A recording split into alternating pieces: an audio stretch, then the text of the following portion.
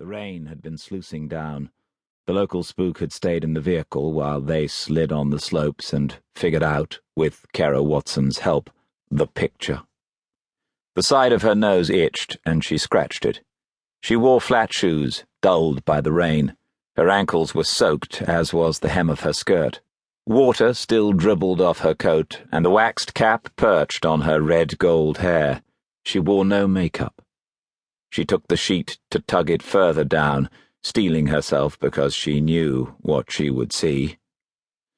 They had been met off the first flight of the day. It had been long after midnight that Kara Watson's call had come through to a night duty officer.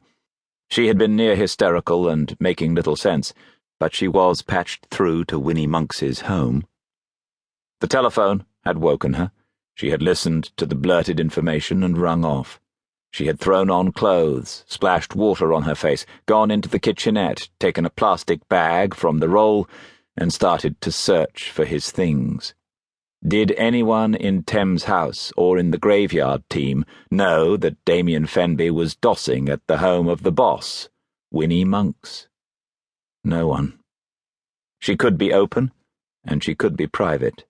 The boy was not a closet homosexual, had outed himself, and a relationship had developed between them. It was no one else's business. Nominally he was there while his own flat was redecorated. Liaisons did not have to be pigeonholed or stereotyped, she had told him.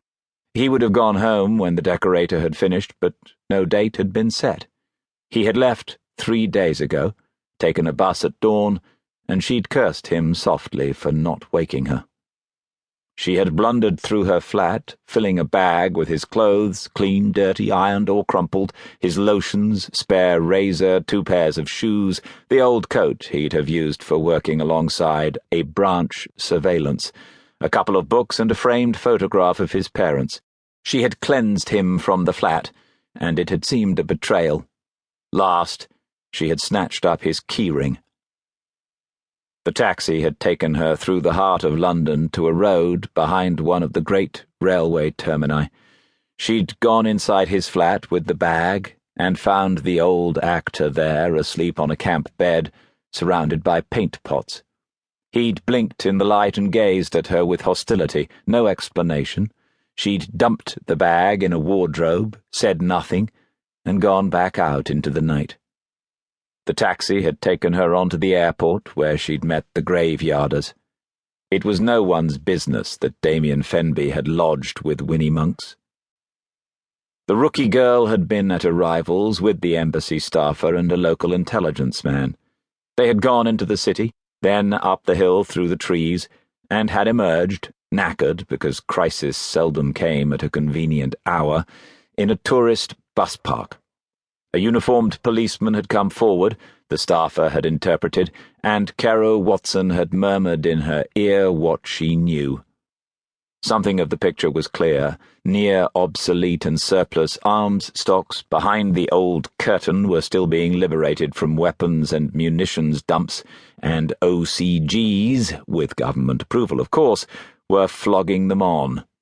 They might have been going to Somalia or Sudan, any of the shitholes where life was cheap, or to the Irish splinter groups who called themselves Real or Continuity. A good source had suggested they were headed for County Fermanagh or County Armagh. A shipment was going through, it was said, from Budapest for onward loading on a Danube barge, then downstream to a drop-off point in Serbia or Bulgaria. The source had promised waybill documentation. Damien Fenby, the way Kara Watson told it, must have received the alert that the source was headed for one of the kiosks up the hill from the buses. All were open that morning except one.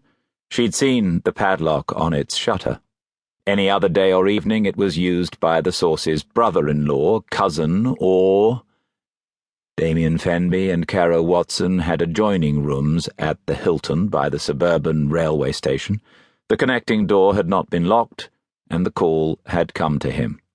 Kara Watson had been in the bathroom, stark naked and washing her hair. By the time she'd wrapped a towel round her, he was gone.